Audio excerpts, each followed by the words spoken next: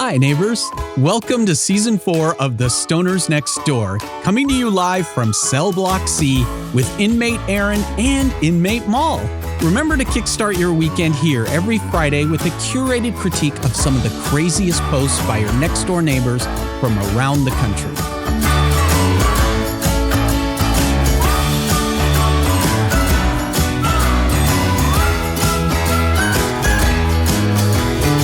This is Aaron. And I'm Mal. Let's check out what's going around in the neighborhoods.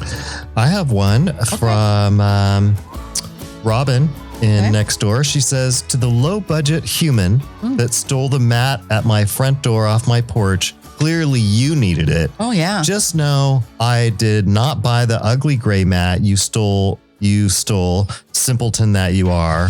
It was here when I moved in. When you knocked at my front door before you took the mat, I came to the window and peeked out. I don't know you, so I did not respond to your knock or open my door, and I saw your raggedy self.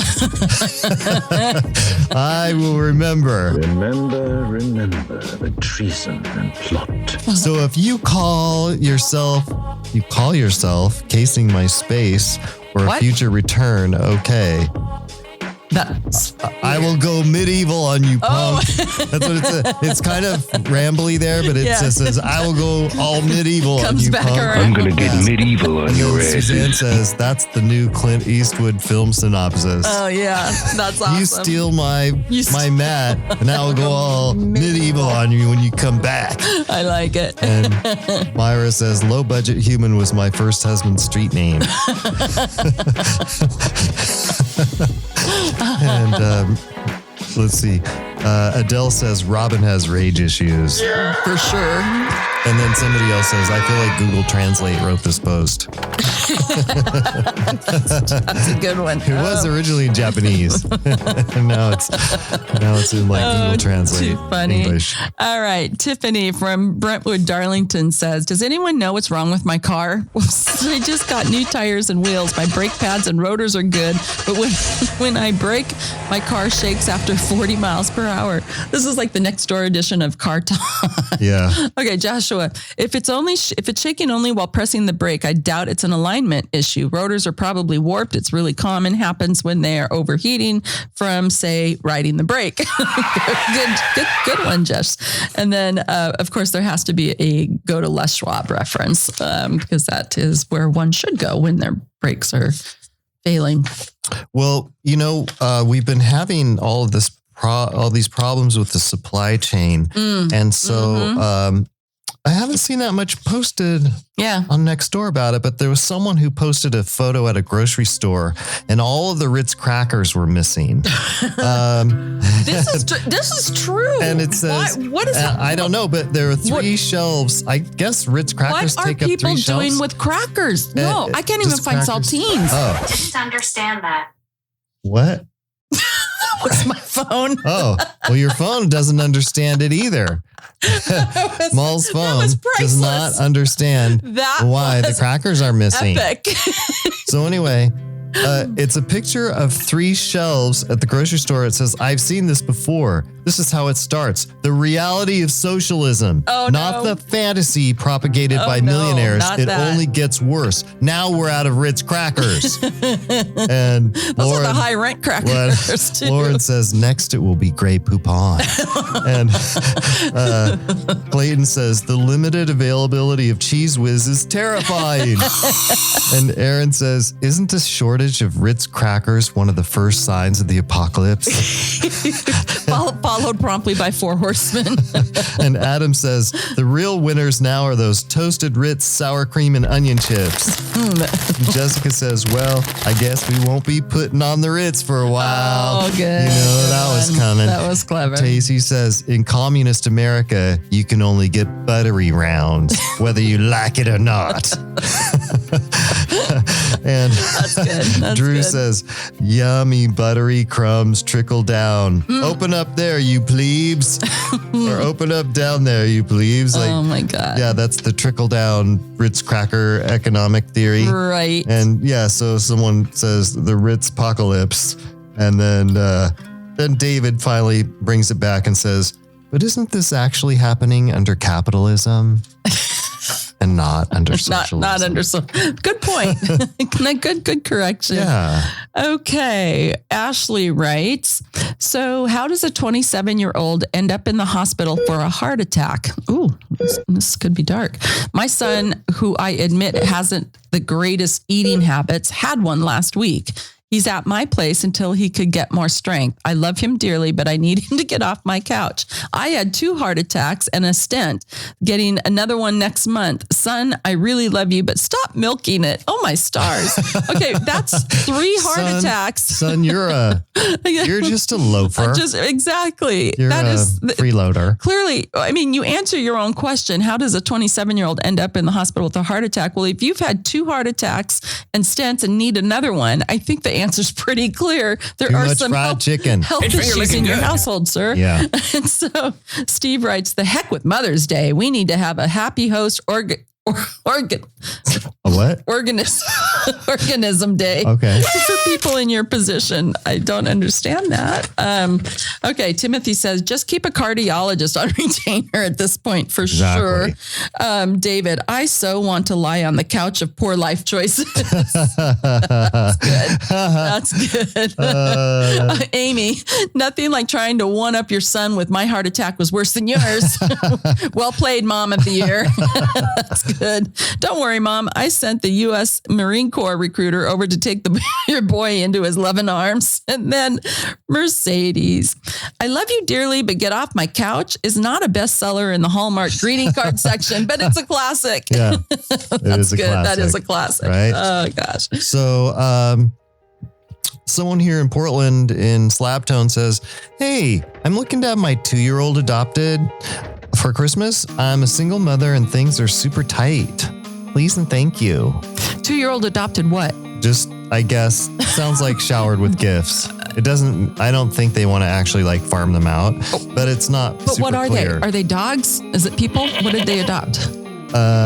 It just says 2-year-old. And then Diane says, you can do this. I'd rent mine out for an uninterrupted shower. And Aaron says, I would like to adopt my husband out. I'm a married woman who's sick and tired of her husband. He's always around. No one told me about this. That's Amy awesome. says, I'm looking to have my college-age teens and young adults adopted. Tuition ain't cheap. I'm a single mom. They're yours for the price of college. And Beth says, if I were to adopt out my son, can I eventually have him back? I'd love a week of peace and quiet, but I would eventually miss him. And Randy says, can I throw in mine as a freebie? Oh my God, that's Misha so funny. says, can she do yard work? Dishes? No? Hard pass. Courtney says, dude, I have a 2-year-old and they suck at chores and they don't pay rent. Wayne says, put the little turd out by the curb and someone will pick it up by dark. That's perfect. Yeah. That's good. And Kelly says, that's what the free cycle pages are for. And Denise says, can't you just drop them off at the fire station? I mean, there's all these. That is so Michelle, funny. It's best to do it around age 2, honestly. By age 3, they're complete assholes and can tell an adult about detailing information that will lead to finding the parent. And Tucker says, if you throw in a PS5 disc edition, you might have yourself a deal. It's a bargain. And Misha says, we need to see some of the comments from neighbors who are actually shocked about this. Yeah, right. And Janae says, I am shocked. It's highly offensive. The correct term is rehome. Perfect, Janae. Janae for the win. Janae for the win. Oh, okay. South Berlin game. Scott writes, did anyone else just witness about 30 people run by their house who were looking for a deer? This is so Portland. This is so Portland. Yes. And then he comes back and says, the deer's name is Willow, apparently. The deer has a name. Has a name. So and they do a thing. 30. I just got the vision of this. The thing has a name too, what they do. I know. So Alexandra says, I don't even know that many people. Willow is lucky to have a search party. Is it a pet? And then Mark says, I'm certain that 30 people chasing it will convince the deer to stop and reconsider. Joaquin says, yell, on, watch them cheer. It's fun. Cheer cheer back, and a fun time will be had by all. On Willow. On Willow. Right? Oh, that's so good. Mark says, oh my God, 30 people chasing a deer. Way too many pot shops in Portland. That's so true. That's a good one. Oh my gosh. I know they're like Starbucks around here now. Okay. Oh, this is good. Dawn from Hillsdale. For those not familiar with, in parentheses, the Hash, they are a loosely organized club of runners. The Hash House Harriers were founded by expats in Malaysia in 1937. And what not the hell? People who smoke hash? No, I don't think so. Sounds like that. I don't think so. As I remember, and this is a little bit more, I ran with a club in Africa who were a bunch of drunks. Are not fun to be around. I haven't run with the Portland Club. As I remember, the runs, 1 or 2 volunteers use flour or chalk to mark a route, but will stop short. Okay, so how does the deer know where the hell to go? I was telling you, it's like the rabbit in a dog race. So is the deer like the pace setter? I'm not understanding where this guy's going. Well, so he keeps going and he says, when the gang of runners comes to the junction, they spread out on all possible routes until someone find the flour marks. It's Portland. It's going to be not even flour. It's gone. Flour. It's just like that gummy gunk that it's like Play-Doh by this point. When the find the marks, they yell. Okay, now he's talking Old English. Yeah. I don't know what just happened there. When find the marks, they yell. On. to tell all the other searchers they're on track. Everyone follows the person on the new track. Okay, is this like Hunger Games? That sounds like Hunger Games to me. I'm just saying. Do we have a Hunger Games site that we don't know about? Here's your cold read to end with. Here we go. Okay. Right. Oh, all right.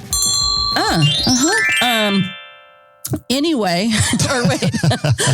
Anyone know where I can get my buttocks and underparts? Oh, come on. Come on.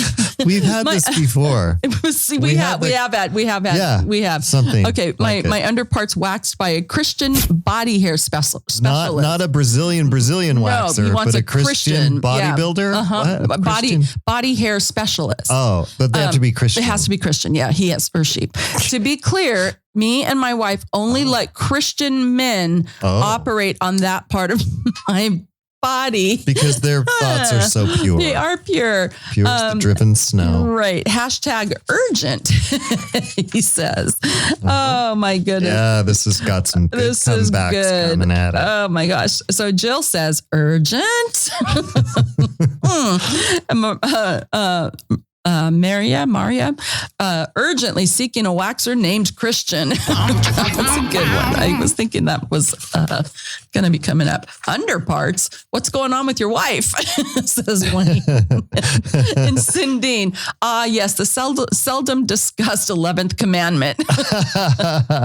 Thou shalt not waxeth upon thine own husband, nor causeth a manservant to do the same, unless thine manservant be anointed thusly. That's perfect. I love it. That was classy. That is perfect to end on. All right. Oh, good. Well, that's it for this week's edition of the Stoners Nextdoor, and let's all hope that you be anointed thusly. And we'll see you next week. Oh, that's good.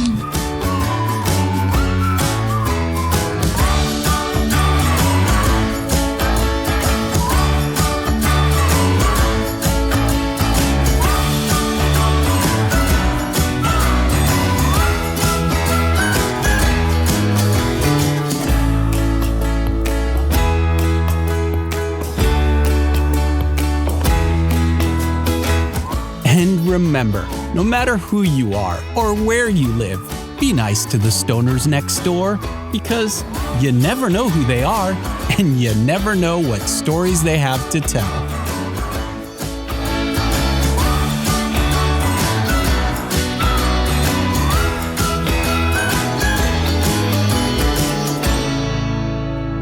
The Stoners Next Door is a production of Aaron Douglas Enterprises, LLC.